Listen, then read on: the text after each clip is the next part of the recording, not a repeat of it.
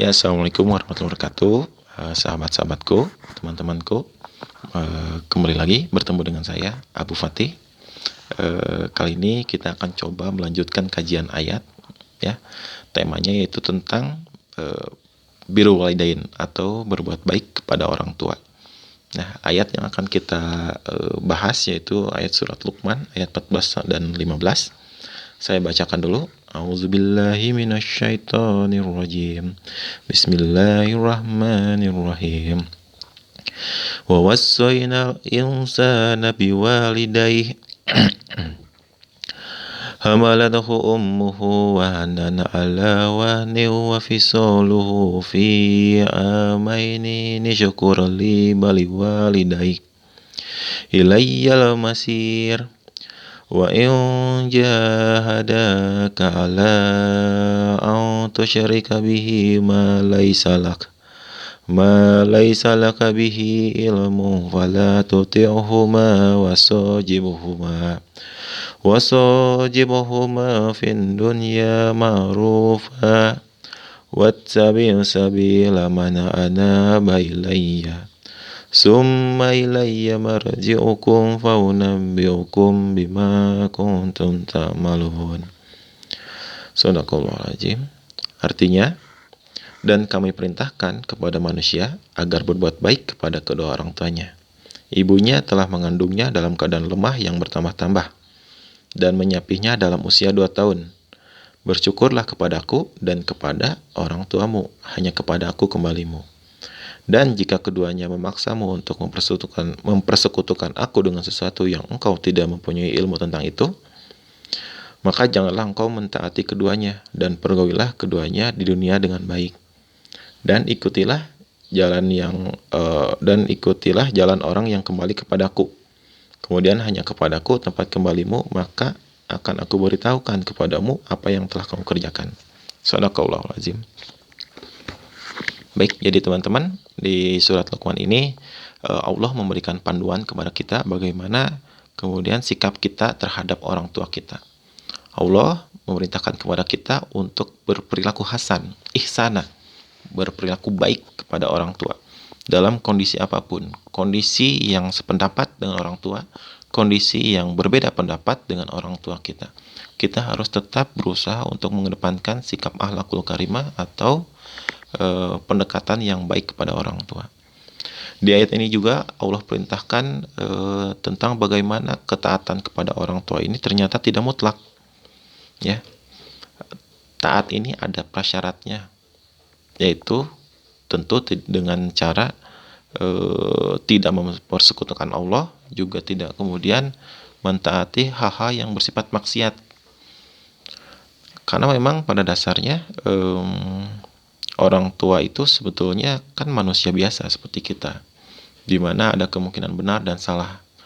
Ada kemudian orang tua yang memang soleh dan memang sudah paham terhadap agama, memerintahkan hal yang taat kepada orang tua seperti kepada anaknya, misal menyuruh sholat, menyuruh berzakat, menyuruh untuk umroh, haji, dan menyuruh bersedekah dan sebagainya. Maka itu adalah orang tua yang perintah-perintahnya wajib kita ikuti, wajib kita taati, gitu.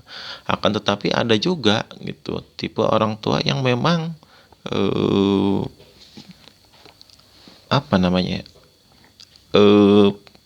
karakternya memang kurang baik, dan pemahaman agamanya juga kurang baik gitu ya. Lalu kemudian dia memerintahkan anaknya untuk musyrik, untuk menyembah selain Allah atau berbuat maksiat. Nah, tentu Allah juga memberikan tuntunan bahwa kita tidak perlu mentaati orang tua seperti itu. Apakah ada? Ada. Contohnya adalah seperti orang tuanya Nabi Ibrahim.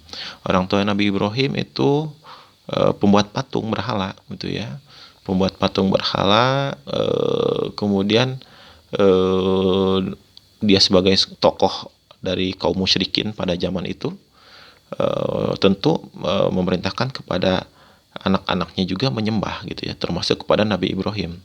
Nabi Ibrahim sebagai anak, dia sangat sayang kepada Azar, kepada ayahnya, akan tetapi tetap memiliki sikap dan pendirian yang tegas terhadap hal seperti itu. Maka beliau menolak untuk taat kepada Azar dan beliau memilih pergi karena diusir oleh Azar gitu ya.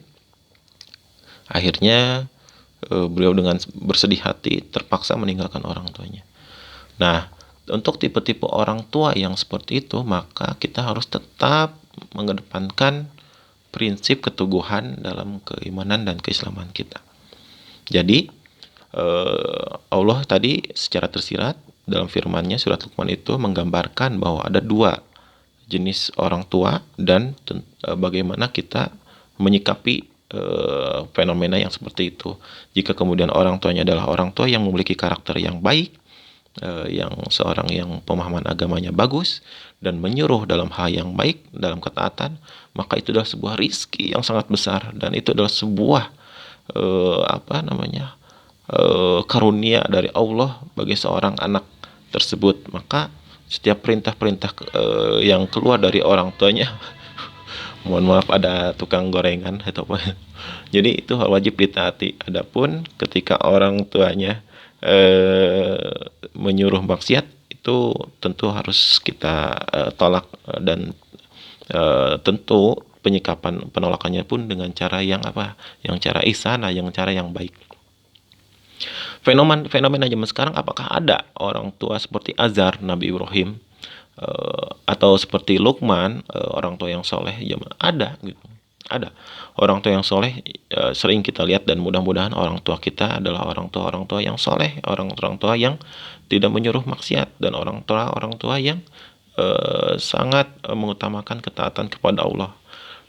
Namun ada pula di lingkungan kita, sekitar kita, atau juga ada di fenomena-fenomena yang kita tangkap dari berita-berita, ada orang tua yang memang sebagiannya menyeru pada hal yang keburukan. Misal contoh anak, ya kita tidak jauh-jauh, misalnya contoh kalau kita lihat di kota metropolitan misalnya, metropolitan, kota-kota besar di perempatan perempatan lampu merah, kita lihat di sana ada pengemis cilik ya, anak-anak yang sangat-sangat kecil yang usia sekolah, kemudian dia mengemis dan mengamen dan sebagainya ketika mobil stop di lampu merah. Lalu kemudian kita lihat di ujungnya kadang ada orang tuanya yang diam memantau mereka. Nah seperti itu adalah orang tua yang tidak betul, tidak baik gitu ya, yang ketika menyuruh dalam rangka mengeksploitasi anaknya gitu ya, dengan cara berbuat meminta-minta dan mengemis gitu kan. Nah itu adalah contoh orang tua yang memang perintahnya tidak perlu kita taati. Ada yang lebih parah lagi, bahkan ada yang sampai menyuruh anaknya untuk menjadi, mohon maaf, wanita tunasusila mungkin. Nauzubillah. Nah itu ada juga seperti itu. Ada juga yang menyuruh misalnya anaknya untuk bekerja di suatu tempat yang diharamkan oleh Allah, yang ribawi misalnya. Nah kemudian disuruh masuk kamu ke lembaga itu, misalnya ke lembaga yang ribawi itu, supaya kamu dapat pekerjaan yang bonafit dan mapan. Nah itu sama, harus ditolak juga. Terus juga ada kemudian orang tua yang udah kamu nyogok aja gitu ya, menyuap gitu ya, untuk masuk instansi tertentu atau ke sebuah perusahaan tertentu. Nah itu juga tidak perlu ditaati. Ada juga yang menyuruh untuk korupsi, untuk memakan uang yang diharamkan. Nah itu perintah-perintah yang tidak perlu ditaati oleh kita. Namun meskipun kita dibolehkan berbeda pendapat ya dengan orang tua kita dalam Islam, ada sebuah sikap yang tidak boleh tawar, tidak boleh diganggu gugat, yaitu sikap berbuat baik kepada orang tua, sejahat-jahatnya, seperintahnya, semaksiat-maksiatnya perintahnya kepada kita, maka tetap kita sebagai seorang anak harus berperilaku yang baik. Adapun ketika berbeda pendapat, sampaikan dengan cara yang baik. Tidak boleh menggunakan kalimat-kalimat yang menyakitkan hati orang tua kita, kalimat-kalimat bukan kalimat, maksudnya nada-nada yang tinggi itu ya, sampai mengatakan gitu kan. Itu kalimat-kalimat yang mudah-mudahan tidak kita lakukan terhadap orang tua kita. Itu jadi seni berkomunikasi dengan orang tua ketika kita berbeda pendapat, pendapatnya itu kemudian kita rasa memang maksiat dan bertolak belakang dengan syariat gitu, maka sampaikanlah dengan cara yang baik. Atau kalaupun misalnya kita tidak mampu mengatakan menyampaikan dengan cara yang baik, lebih baik kita diam dan kemudian kita doakan kepada Allah, ya Allah, mudah-mudahan orang tua kita bisa dilapangkan hatinya, diluruskan jalannya, diberikan karuniamu, diberikan rahmatmu dan sebagainya. Itulah, jadi boleh berbeda pendapat dengan orang tua, boleh selama misalnya pendapat eh, yang kita pegang itu adalah pendapat yang dirasa dan dikaji secara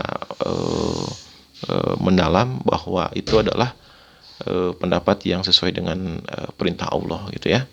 Begitu, demikian terima kasih secara singkat kajian kita pagi kali ini. Mudah-mudahan ada manfaatnya bagi diri saya sendiri juga bagi teman-teman.